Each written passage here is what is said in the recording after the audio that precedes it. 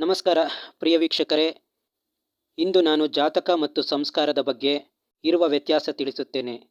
ಇದು ಮುಖ್ಯವಾಗಿ ತಿಳಿದುಕೊಳ್ಳಲೇಬೇಕಾದ ವಿಷಯವಾಗಿರುತ್ತದೆ. ಬುದ್ಧ, ವಿವೇಕಾನಂದ ಇತ್ಯಾದಿ ಗಣ್ಯ ವ್ಯಕ್ತಿಗಳು ಜನನವಾದ ದಿನಾಂಕ ಮತ್ತು ಸಮಯದಲ್ಲಿ ನಮ್ಮ ಭಾರತದಲ್ಲಿ ಅಥವಾ ಪ್ರಪಂಚದ ಯಾವುದೇ ಮೂಲೆಯಲ್ಲಿ ವ್ಯಕ್ತಿಗಳು ಸಹ ಜನಿಸಿರಬಹುದು.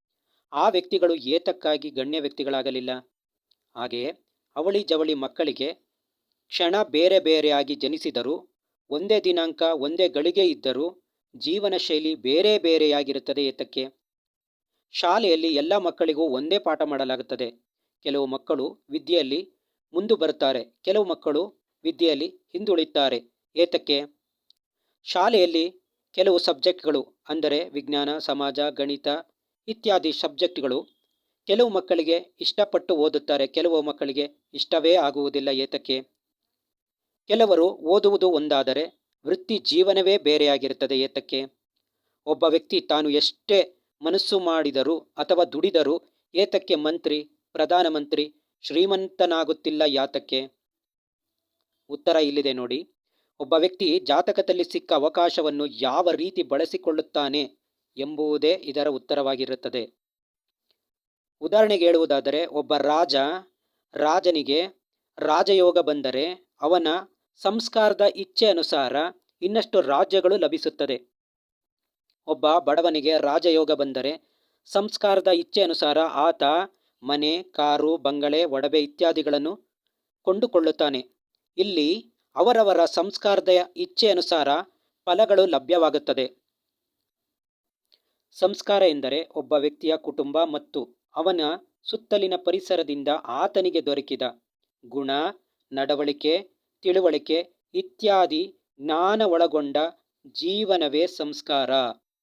ಜಾತಕವೆಂದರೆ ಒಬ್ಬ ವ್ಯಕ್ತಿ ಜೀವನದಲ್ಲಿ ಏನನ್ನ ಪಡೆದುಕೊಳ್ಳುತ್ತಾನೆ, ಏನನ್ನ ಕಳೆದುಕೊಳ್ಳುತ್ತಾನೆ, ಯಾರೆಲ್ಲ ಇವನ ಜೀವನದಲ್ಲಿ ಬಂದು ಹೋಗುತ್ತಾರೆ ಎಂಬ ಎಲ್ಲ ವಿಷಯಗಳನ್ನೊಳಗೊಂಡ ಭೂತ, ವರ್ತಮಾನ, ಭವಿಷ್ಯತ್ತಿನ ಆಗು ಹೋಗುಗಳ ಬಗ್ಗೆ ತಿಳಿಸುವುದೇ ಜಾತಕ. ಸಂಸ್ಕಾರವು ಮನುಷ್ಯನ ಅಂತರ್ಪ್ರಕೃತಿ ಒಳಗೆ ಇಚ್ಛಾಶಕ್ತಿಯಿಂದ ಕೂಡಿರುತ್ತದೆ. ಇದು ಮನುಷ್ಯನ ದೇಹದ ಒಳಗಿರುತ್ತದೆ.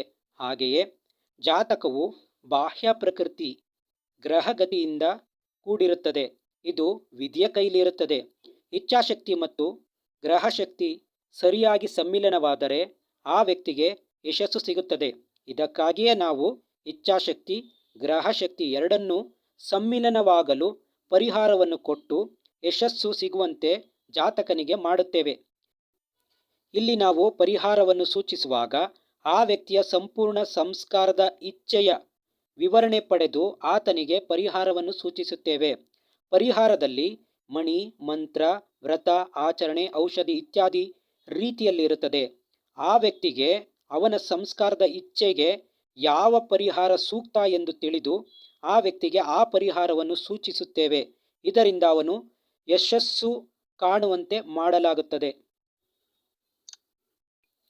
ನಾವು ಜಾತಕವನ್ನು ಪರಿಶೀಲಿಸಿ ಅವನ ಸಂಸ್ಕಾರದ ಇಚ್ಛೆ ಪೂರೈಸುವ ಅವಕಾಶವನ್ನು ತಿಳಿದು ಆ ಅವಕಾಶವನ್ನು ಸದ್ಬಳಕೆ ಮಾಡಿಕೊಳ್ಳುವ ಸಂಸ್ಕಾರದ ಶಕ್ತಿ ಆತನಿಗಿರಬೇಕು. ಇಲ್ಲವಾದರೆ ಆ ಅವಕಾಶ ವ್ಯರ್ಥವಾಗುತ್ತದೆ. ಅಂದರೆ ನಾವು ಅವನ ಇಚ್ಛೆಯನುಸಾರ ಪರಿಹಾರಗಳನ್ನು ಕೊಡುತ್ತೇವೆ. ವ್ಯಕ್ತಿಗಳು ಆ ಪರಿಹಾರವನ್ನು ಇಚ್ಛಾನುಸಾರ ತಪ್ಪದೆ ಕ್ರಮಬದ್ಧವಾಗಿ ಪರಿಹಾರ ಮಾಡಿಕೊಂಡರೆ ಅವನಿಗೆ ಯಶಸ್ಸು ಸಿಗುತ್ತದೆ. ಇಲ್ಲವಾದರೆ ಆ ಯಶಸ್ಸು ಅವಕಾಶ ವ್ಯರ್ಥವಾಗುತ್ತದೆ.